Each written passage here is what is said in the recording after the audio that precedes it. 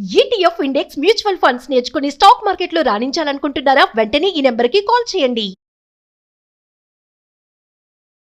నమస్తే, welcome back to Suman T. Present మనతో పాటు ఉన్నారు పబ్లిక్ స్పీకర్ రజనీరామ గారు. నమస్తే మ్యామ్. నమస్తే నవీన. మేడం, మరి శివరాత్రి వస్తుంది అంటే అసలు ఆ రోజు ఎలా పూజ చేసుకోవాలి, ఆ రోజు ప్రత్యేకత ఏంటి, విశిష్టత ఏంటి, ఒక్కసారి మా వ్యూవర్స్. అయితే విశిష్టత అంటే శివరాత్రి వస్తుంది అని అంటే చాలు జనం పెద్ద పండక్కి సిద్ధమైపోతారు. శివుడు గుళ్ళు ఎక్కడెక్కడైతే ఉన్నాయో అక్కడంతా తిరణాలు ఏర్పాటు చేయటము, అక్కడ శివరాత్రికి కొత్త బట్టలు వేసుకుని వెళ్ళాలి, శివరాత్రికి పెద్ద పెద్ద పూజలు చేయాలి. అంటే ఒక దగ్గర నుంచి ఇంకో దగ్గరికి ప్రయాణం గట్టి వెళ్తూ ఉంటారు పెద్ద పెద్ద గుళ్ళు అనేవి ఉంటే కనుక. అంటే ఆ రోజు ఉపవాసాలు ఉండటం, ఇదంతా ఒక సందడిగా జరుగుతుంది. రేపు వచ్చే ఫిబ్రవరి 16వ తారీఖు మాఘమాసం చతుర్దశి నాడు అనమాట వస్తుంది. అంటే ఏం లేదు, ఆ విశిష్టత అంటే ఏంటనంటే ఆ రోజు లింగోద్భవం జరిగిన రోజు అని చెప్తారు. శివుడికి ఇప్పుడు మనం ఏ దేవుడినైనా సరే రూపం మనకు తెలియదు, ఒక ఫోటో ఒక విగ్రహం పెట్టుకుని ఇలా ఉంటారు అని మనం ఊహించుకుని చేస్తాం. ఎందుకనంటే ఏదో ఒక రూపం మనకి లేకపోతే జనంలో భక్తి భావన రాదు. ఎక్కడ కనపడట్లేదు కదా దేవుడు, ఎలా మేము నమ్మాలి దేవుడు ఉన్నాడని, ఆ దేవుడికి మేము పూజ చేయాలంటే ఎలా చేయాలి అనేటువంటి సందిగ్ధంలో ఉన్నప్పుడు ఆది శంకరాచార్యుల వారు ఈ విగ్రహారాధన ప్రవేశపెట్టారు. సో వాళ్ళకి ఇష్టమైనటువంటి దేవుళ్ళని ఆయా ఆకారాల్లో తయారు చేసి ఫోటో కానీ ఎవరైనా సరే ఆ పూజలు అనేవి చేసుకోవటం వల్ల ఆధ్యాత్మిక భావన వాళ్ళల్లో పెరిగి భక్తి భావన వచ్చి వాళ్ళు ఒక భగవంతుడి పట్ల భక్తిభావంతో ఉంటారు. ఇలాంటి పూజలు కూడా చేసుకుంటారు అనే ఇదికి వచ్చిందనమాట. అంటే ఏంటంటే ఒక మాటలో చెప్పాలంటే విగ్రహారాధన వల్ల జనంలో నమ్మకము, ఒక భక్తి భావన అనేవి వచ్చాయని చెప్పచ్చు. సో ఇలా శివుడికి మాత్రం శివుడు నిరాకారుడు అని చెప్తారు. ఏదో పెట్టుకుంటున్నారు కానీ ఫోటోలు, అసలు శివుడికి ఆకారమే లేదు. అది ఒక లింగం రూపంలో, లింగం అంటే కూడా కాదు, ఒక స్తంభం రూపంలోనే ఆయన ఆవిర్భవించారు. అంటే ఆది అంతం ఆయనకి లేదు అని చెప్తారు. ఇప్పుడు చూడండి, ఏదైనా ఒకదానికి మొదలు చివర ఉంటుంది, ఒక షేప్ అనేది ఉంటుంది. కానీ ఒక భూగర్భంలో ఎక్కడ స్టార్ట్ అయిందో తెలియదు, అనంత ఆకాశంలో ఎక్కడ ఎండ్ అయిందో తెలియదు. అంత పెద్దది ఆయన ఉద్భవించాలి అని అంటే ఒక స్తంభం లాగా ఆయన ఆవిర్భవించారు. కాబట్టి దీనికి ఏం చెప్తారంటే విష్ణుమూర్తి తర్వాత బ్రహ్మ ఎవరు గొప్ప అని వాళ్ళు ఇద్దరు తర్జన భర్జనలు పడుతున్నప్పుడు శివుడు ఈ అనంత విశ్వానికి తండ్రి దేవుడు అని చెప్తారు.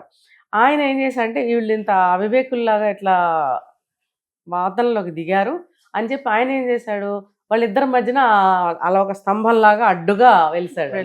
ఓకే. కానీ ఇద్దరు మనుషుల మధ్యన ఏమి పట్టగలదు, మనం అనుకుందాం మామూలు మనుషులు కాబట్టి ఈ లాంగ్వేజ్ వాడుతున్నా. ఇద్దరు మనుషుల మధ్యన ఏ వస్తువు నిలబడుతుంది, ఏది కూడా అమరకపోవచ్చు అక్కడ. సో పొడుగ్గా ఒకటైతే ఒక అడ్డంగా ఒక కర్ర ఒక పుల్ల వేస్తే వెళ్తుంది కదా, అలాగా శివుడు కూడా అలా ఆవిర్భవించారని చెప్తారు. అప్పుడు వీళ్ళకి అది బగబగా మండుతున్నట్టు కొలిమిలాగా వీళ్ళకి అనిపించిందంట. అనిపించినప్పుడు వీళ్ళు ఇదేంటి ఇలాగా, ఇది ఎలా వచ్చింది, దీని మొదలేంటో చివరేంటో తెలియదు, కనుక్కుందామని చెప్పి బ్రహ్మ పైకి, విష్ణుమూర్తి కిందకి సముద్రంలోకి వెళ్ళినప్పుడు విష్ణుమూర్తి ఎంత కిందకి వెళ్ళినా కూడా అది మొదలు తెలియలేదు, ఆయన పైకి వచ్చేసాడు. ఈ బ్రహ్మ వెళ్తుంటే ఎక్కడ కనిపించలేదు ఆయనకి. సరే ఆ దారిలో ఒక గోవు వస్తుందట. వస్తున్నప్పుడు ఆ గోవుని ఇదేంటి దీన్ని మొదలు ఎక్కడన్నా చూసావా, దీని చివర అంటే చివర ఎక్కడన్నా చూసావా అంటే మరి అది నిజం చెప్పాలా అబద్ధం చెప్పాలా తెలియని సంకటంలో తలతోటేమో ఇలా తోకతోటేమో ఇలా అందట అని వెళ్ళిపోయింది. అలాగే మొగలి పువ్వు కూడా దానికి వచ్చిన సాయిగలతోటి అది కూడా చెప్పి వెళ్ళిపోయింది, చూశాను అని చెప్పి. దాంతో తర్వాత ఏమైందంటే శివుడు ప్రత్యక్షమయ్యి చెప్తాడనమాట, ఈయన నిజంగా దొరకకపోతే దొరకలేదని చెప్పి వచ్చేసాడు విష్ణుమూర్తి. ఈయనేమో నేను చూశానని చెప్పి అబద్ధం చెప్పాడు కాబట్టి బ్రహ్మకి ఎక్కడా కూడా పూజలు జరగవు, బ్రహ్మకి గుడులు అంటూ లేవు అసలు. ఒకటి ఉంది రాజస్థాన్లో, పుష్కర్ అని చెప్పి ఉంది, అక్కడ ఒక్క చోట మాత్రం బ్రహ్మ గుడి ఉంది, ఎందుకుందో మనకు తెలియదు. మరి విష్ణుమూర్తికి మాత్రం ఎక్కడ చూసినా ప్రపంచవ్యాప్తంగా గుడులు ఉన్నాయి. మరి అదేవిధంగా ఈ మొగలి పువ్వు, ఆ మొగలి పువ్వు కూడా ఎక్కడా కూడా పూజల్లో పెట్టరు, అది ఊరికే అలంకారాల్లోకి మనుషులు వాడుకుంటాము, సెంట్స్లోకి వాటిల్లోకి వాడతారు. అలాగే ఈ ఆవుని కూడా ముందు భాగం పూజించడం, వెనక భాగం పూజించడానికి కారణం అది. అని శివుడు అలా వరం ఇచ్చాడనమాట. మరి ఈ మొగలి పువ్వు కూడా వేడుకుందంట, స్వామి మరి నన్ను ఎక్కడా లేకపోతే మరి నా బ్రతుకేంటి అని అడిగినప్పుడు, ఏదో ఒక రోజు మాత్రం నిన్ను వాడతారు అని అలా వెసులుబాటు కల్పించాడు. సో అక్కడ ఎక్కడో ఒక గుడిలో వాడతారు, శివాలయంలోనే అని చెప్పి మనం వింటున్నాం. సో ఇదిలా ఉంటే ఆ లింగోద్భవం ఆవిర్భావన అని చెప్పి ఆ రోజు ఆవిర్భావం అయ్యింది శివరాత్రి రోజు. సో అది శివుడు జన్మించిన రోజు అని కూడా చెప్తారు. కొంతమంది ఏంటంటే ఆ రోజు శివుడికి సంబంధించిన పూజలు, కళ్యాణాలు అన్నీ చేస్తూ ఉంటారు శివ కుటుంబానికి కూడా. అంటే విఘ్నేశ్వరుడు, కార్తికేయుడు, పార్వతీదేవి వీళ్ళందరికీ కూడా శివుడికి పూజలు చేస్తారు. సో ఇది ఆ రోజు శివరాత్రి యొక్క విశిష్టత అంటే ఇదన్నమాట. ఆ రోజు గుడికి వెళ్ళాలా మేడం? వెళ్తారా? గుడికి వెళ్ళాలా అంటే ఇంట్లో ఉన్నప్పుడు మనము ఉపవాసం ఉన్నాం అనుకోండి, సరిగ్గా ఉండలేం, అవి ఇవి చూస్తాం, ఆకళ్ళు వేస్తాయి. గుడికి వెళ్ళడం వల్ల ఏంటంటే అక్కడ చక్కగా పొద్దుటి నుంచి అంటే ఆ రోజు రాత్రి 12 గంటల సమయంలో లింగోద్భవం జరిగిందని చెప్పి చెప్తారు. సో అందుకని ఆ అర్ధరాత్రి వరకు కూడా పొద్దుటి నుంచి ఉపవాసం ఉంటూ ఉంటారు. ఈ ఉపవాసం ఉండేదానికి కూడా ఒక పద్ధతి ఉంది. ఎలా అంటే మనం చెప్పుకున్నాం గతంలో కూడా, అంటే దగ్గర, వాసం అంటే నివాసం ఉండటం, ఉపవాసం దేవుడికి దగ్గరగా ఉండటం అనేది. అంతేగాని తిండి తినకుండా ఏమి తాగకుండా ఊరికే పూజలు చేయమని కాదు. అలా అని చెప్పి తిండి తినటం అంటే అడ్డమైనవి తినటం కాదు. సాత్వికంగా, నీరసం వచ్చి కింద పడిపోకుండా సాత్వికంగా ఏమన్నా తీసుకోవచ్చు, లైట్గా తీసుకుని మనం దేవుడి యొక్క పూజలు కానీ, దేవుడి యొక్క పారాయణం కానీ, దేవుడి యొక్క జపం కానీ చేసుకుంటూ గడపాలి. సాయంత్రం పూజ చేసుకోవడానికి గాను ఉదయం నుంచి మనం ఇలాంటివి చేసుకుంటూ సాయంత్రం పూజకి ఏర్పాట్లు కూడా రెడీ చేసుకుంటూ ఉంటే మనకు ఆకలి దప్పులు ఉండవు. సో కొంచెం కొంచెం తినచ్చు. ఇంకా రాత్రంతా కూడా ఉపవాసం ఉంటారు. ఈ ఉపవాసం ఉండటం కోసము గుడికి వెళ్తారు చాలామంది. గుళ్ళో అయితే మనకి అక్కడ ఏవో భజనలు అవన్నీ జరుగుతూ ఉంటాయి. ఇది చెన్నైలో, మద్రాసులో చెప్పాలంటే ఇది చాలా ఫేమస్గా చేస్తారు ఈ పూజ. ముఖ్యంగా అక్కడ శివుడి పూజలు చాలా బాగా చేస్తారు. అభిషేకాలు కానీ, అక్కడ ఏ పూజ అయినా సరే. నేను చూశాను ఒకసారి చెన్నైలో మేము ఉన్నప్పుడు, బాగా పొద్దుటి నుంచి కూడా రకరకాల కార్యక్రమాలతో జరుగుతూ ఉంటుంది గుళ్ళో. సాయంత్రం అయ్యేటప్పటికి ఒక పెద్ద డయాస్ ఏర్పాటు చేసి అక్కడ శివుడికి సంబంధించినటువంటి పిల్లల భరతనాట్యాలు, ఆ డాన్సులు ఉంటాయి కదా, అది మోహిని భస్మాసుర అని చెప్పి, తర్వాత దక్షయజ్ఞం అని చెప్పి, ఇలాంటివి థీమ్స్ పెట్టి నృత్య రూపకల్పన ఏదో చెప్తారు దాని పేరు. అంటే నృత్యం ద్వారా ఆ కథని మనకి తెలియజేస్తుంటారు, ఎక్స్ప్లెయిన్ చేస్తారు. అవి జరుగుతూ ఉంటాయి. తర్వాత దేవుడి పాటల కచేరీలు. అంటే గుడికి వెళ్ళిన వాళ్ళందరూ, గుడులు ఎలా ఉంటాయంటే మన గుడుల్లా కాదు, గుడి చుట్టూ ఒక 10-15 ఎకరాల ఖాళీ స్థలాలు ఉంటాయి. లాన్ లాగా పెంచుతారు. అక్కడే కూర్చుని వీళ్ళు భజన చేసుకుంటూ అవి చూస్తూ, వీళ్ళు చదువుకోవాలంటే ఏమన్నా చదువుకుంటూ దేవుడివి ఇలా గడుపుతూ ఉంటారు అర్ధరాత్రి అయ్యే వరకు కూడా. అప్పుడు ఆ గుడికి సంబంధించిన వాళ్ళు ఏం చేస్తారంటే ప్రతి 10 నిమిషాలు, ప్రతి అరగంటకు ఒకసారి ఏదో ఒకటి వీళ్ళకి అల్పాహారం అంటే ప్రసాదం లాగిస్తూ ఉంటారు.